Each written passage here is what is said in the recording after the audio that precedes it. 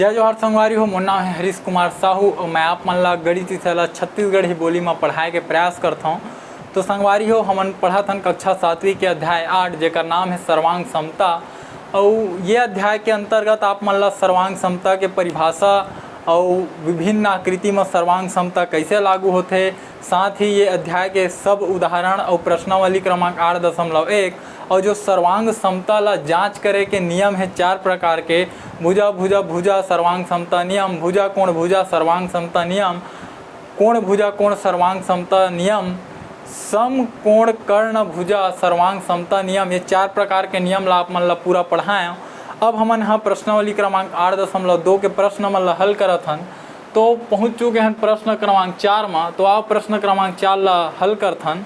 तो देखाओ प्रश्न क्रमांक 4 का बोला थे, त्रिभुज पी क्यू आर एक समद्विबाहु त्रिभुज है जिसमें पी क्यू बराबर है पी आर के। यदि पी ओ कोण पी को समद्विभाजित करता है और आधार क्यू आर से बिंदु ओ पर मिलता है तो कौन सा कथन सत्य है, ठीक है, और कौन सा असत्य।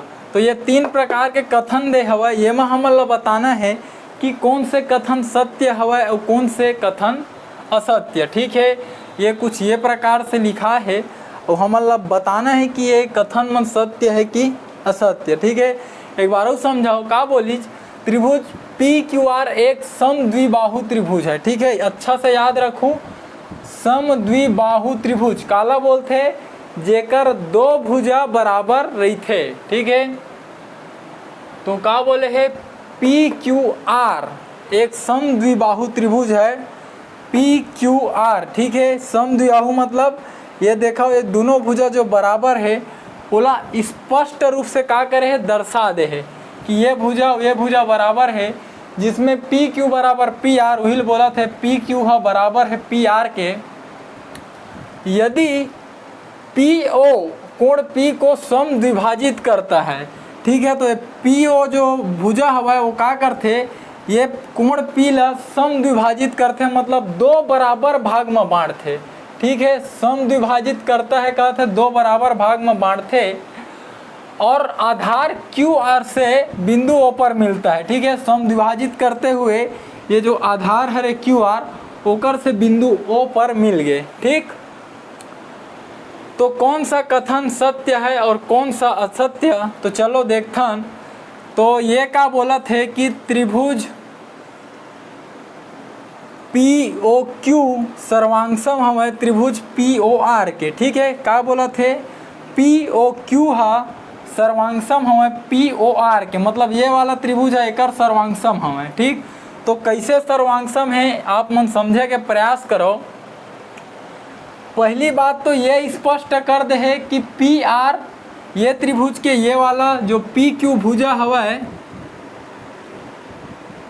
वो है बराबर हवा पी आर के, ठीक है। तो ये मेरे लिए का हुई, एक भुजा बराबर हो गए। और का बोलीज कि कोण पी है का हरे समद्विभाजक, तो दोनों त्रिभुज में कोण पी हवा है और वो समद्विभाजक के 2 बराबर भाग में बटे है। तो इहू में कोण पी के मान बराबर है, इहू में कोण पी के मान बराबर है, दोनों त्रिभुज में जो कोण पी के मान है वो बराबर रही।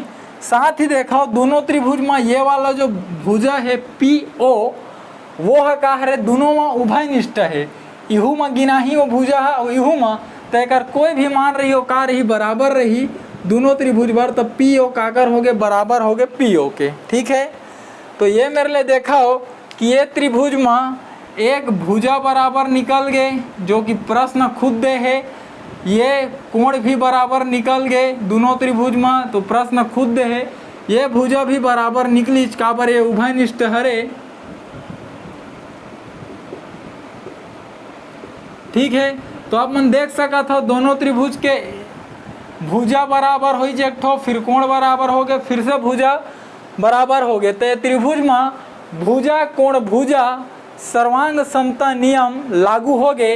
एकर से टिका हो ही कि ये वाला जो त्रिभुज के बात करे है, ये जो दोनों छोटे छोटे त्रिभुज के वो सर्वांगसम हवा और एकर सेती ये है का हवा सत्य हवा। ठीक है, तो ये मेरे लिख दह कि पहला जो उत्तर हवा ये सत्य हवा। ठीक है, ये पहला वाला का हवा सत्य। ठीक है, अब देखो दूसरा नंबर के जो कथन हवा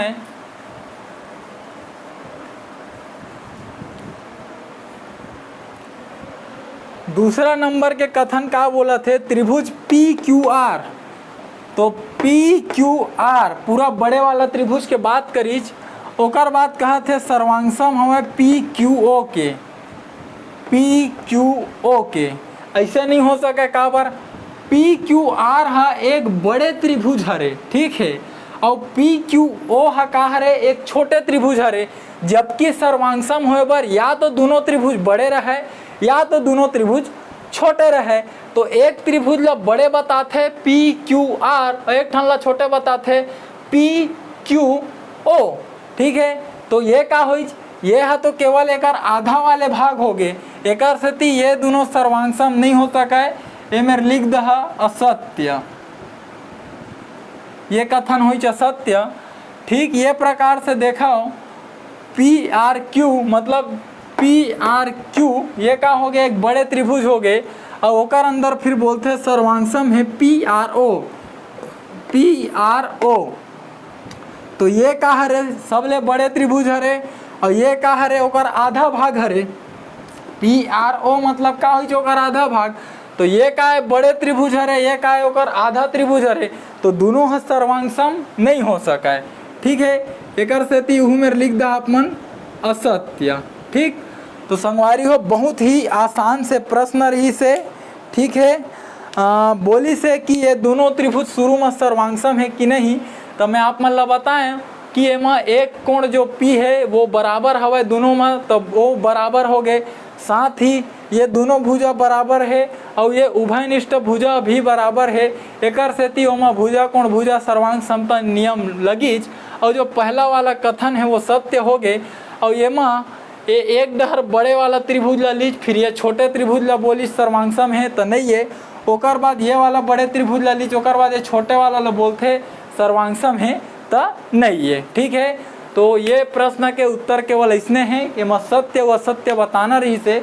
तो ये सत्य का बर हुई जेकर कारण आप ला बताएं, ये दोनों असत्य एकर सोती हो है का बर बड़े त्रिभुज ला छोटे त्रिभुज के सर्वांगसम हरे बोले है, तो ये कथन बिल्कुल असत्य है। संगवारी उम्मीद करता हूँ जो आप ला समझाए प्रयास करें आपके समझ में आए हैं। यदि आए तो वीडियो एक लाइक कर लूँ, चैनल ला सब्सक्राइब कर लूँ, ताकि आपके ज़रूरत के वीडियो आप ला चैनल में आगे मिलत रहे। कोशिश करूँ ये वीडियो ला आप मन हमारे छत्तीसगढ़ के कोई गरीब और जरूरतमंद लड़का तक पहुँचा पाओ, ताकि वो लड़का गरीब हो के बाद भी कोई प्राइवेट स्कूल में नहीं पढ़ सके और ना ही वो कोई ट्यूशन क्लास जा सके, तो वीडियो ला देख के शिक्षा ला निःशुल्क रूप से ग्रहण कर सके। ठीक है संगवारी हो, मिलबो अगले प्रश्न में, तब तक के लिए राम राम, जय जोहार, जय छत्तीसगढ़।